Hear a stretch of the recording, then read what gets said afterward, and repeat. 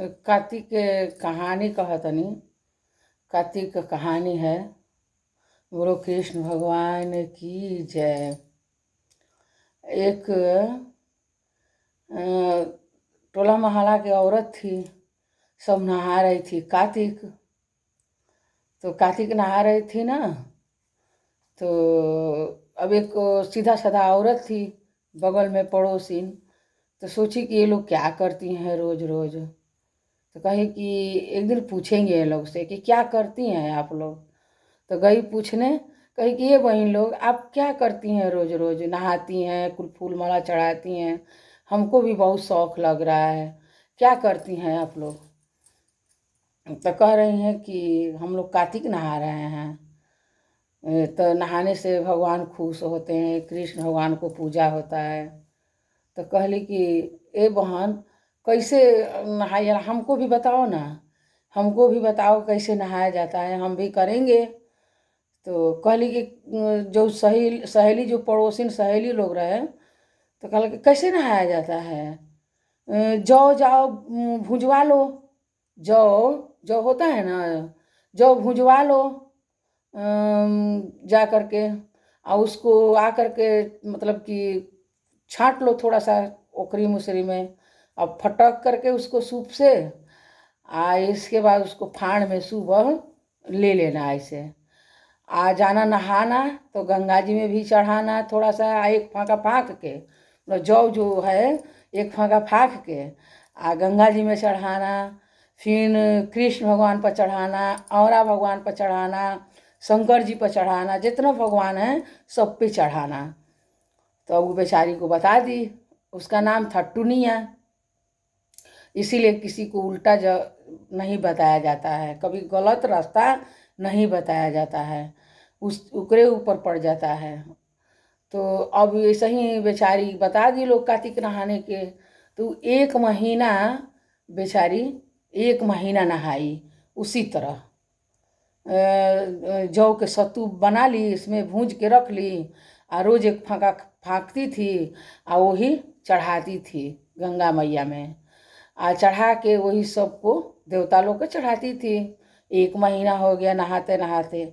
जब अष्टमी आया ना, अष्टमी नहान जो ब्राह्मण को आंवला तक खिलाया जाता है भोजन, तो फिर पूछने गई कि ये बहन लोग अष्टमी आ रहा है ना, तो वो अष्टमी के दिन ये क्या खिलाया जाता है, कैसे होता है, हमको भी बता दो। तो कहली सहेली लोग कि क्या खिलाया जाता है, मछली भात खिलाया जाता है, दिन भर भूखे रह जाता है, जब तक ब्राह्मण को खिला न दिया जाए तब तक भोजन नहीं किया जाता है, और मछली भात खिलाया जाता है। तो अब बेचारी टुनिया, उसका नाम टुनिया था, अब टुनिया सीधा साधा थी बेचारी। अब मछली मरवा के कहीं से ले आई, और इसके बाद उस दिन आवरा के दिन वो बनाई भोजन मछली, अपने लोग पूरा मतलब विधि विधियन से पकवान बना रही थी सब लोग। आइए बेचारी मछली बना के वैसे ही पानी भी नहीं पी, इंतजार कर रही थी कि अब पंडित जी आवेलन, अब पंडित जी अइहन, भोजन कर लेंगे पंडित जी तब ना हम भोजन करेंगे। तो अब कोई के पता चल गया कि ये टुनिया जो है ना मछली भात बनाई है। तो अब पंडित जी सुन के भी नहीं आते, कोई पंडित नहीं आते, यार कौन जाएगा मछली भात खाने उसका।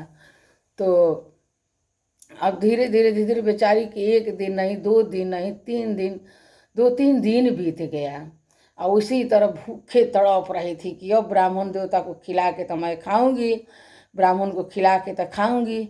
यह ताकते ताकते उसके 2-3 दिन बीत गया, एकदम बेचारी लकड़ियाने लगी भूखन पानी या अन्न बिना। तो कृष्ण भगवान को, दामोदर भगवान को बहुत दया लगा, भगवान को कहा कि देखो वो तो एकदम सीधा है बेचारी, उसको गलत बता दी हैं, कितना दुष्ट हैं ये सब। और बेचारी भगवान पर निर्भर है, अपन खाना भी नहीं खाई है 2-3 दिन से। तो भगवान कृष्ण भगवान छोटा सा रूप बालक के रख के आए, कहे गया टुनिया जल्दी खाना ले आओ हमारे पास भोजन, हम आए हैं तुम्हारे घर खाने। तो टुनिया गई जहाँ बना के रखी थी उस जगह गई, तो उस जगह गई तो 56 रंग का भोजन हो गया था, 56 रंग का भोजन हो गया था, मछली भात नहीं था। तो देखी तो सब भोजन ले आई, ब्राह्मण को खिलाई, मतलब भगवान ब्राह्मण के रूप में आए थे। खिलाई, अपने भी खाई, तुरंत विमान आ गया उसको भगवान के यहाँ जाने के लिए। तो कह रही है कि नहीं भगवान, हम ही नहीं जाएंगे, हमारे जो सहेली हैं ना उनको भी ले चलिए तभी मैं चलूँगी। तो कौन भगवान कह रहे नहीं नहीं पागल हो, वो सब तुमको उल्टा पुल्टा बताई थी, वो तुमको तो गलत रास्ता बताई थी, वो सही नहीं है सब, वो नहाती भर हैं लेकिन सही नहीं है, सही तुम हो। तुमको एकदम सीधापन था, जो कहता था आदमी वही कर देती थी, तुमको ज्ञान नहीं था और वो लोग गलत बताई थी तुमको, तो इसीलिए तुमको स्वर्ग में जाना है। तो कहा नहीं भगवान, जब तक हमारा सहेली नहीं जाएंगी तब तक हम नहीं जाएंगे। तो कहा ठीक है, अच्छा बुला लो। भगवान भक्त के बस में होते हैं, कहावत है ना, भगत के बस में है भगवान, भगत के बस में है भगवान। अरे भक्त बिना वो कुछ भी नहीं है, भक्त बिना वो कुछ भी नहीं है, भक्त है उनकी जान, भगत के बस में है भगवान, भगत के बस में है भगवान। तो वही भगवान जी कहे कि झजाओ लेके आओ, सब लोग के लेके आई। तो कहे कि अब तुम बढ़ जाओ मेन सिंहासन पर। इसके बाद एक के पैर एक धक ली, एक के पैर एक झूल गई, एक के पैर एक झूल गई स्वर्ग जाने के लिए। तो सब लोग खुश हो गया कि चलो इसी के बहाने स्वर्ग में चले जाएंगे हम लोग। तो एक के पैर एक धली, एक के पैर एक धली, सब झूल गई सहेली जितना थी सब। वो मेन टुनिया जो थी वो मेन रथ पर बैठी थी। जब खून के नदी, पीप के नदी, नरक जहाँ आया तहाँ भगवान बोले कि गोड़ झाड़, गोड़ झाड़ दो, तो खूब तेज गोड़ झाड़ दो, अपना पैर झाड़ दो। तब उसका बुद्धि जो कहता आदमी तो वही करती थी। और पैर इतना झाड़ दी कि सब सहेली जितना थी नरक में गिर गई, कहीं खून के नदी, पीप के नदी में सब गिर गई, ये स्वर्ग में चली गई। बोलो कृष्ण भगवान की जय। किसी से किसी को गलत रास्ता नहीं बताना चाहिए।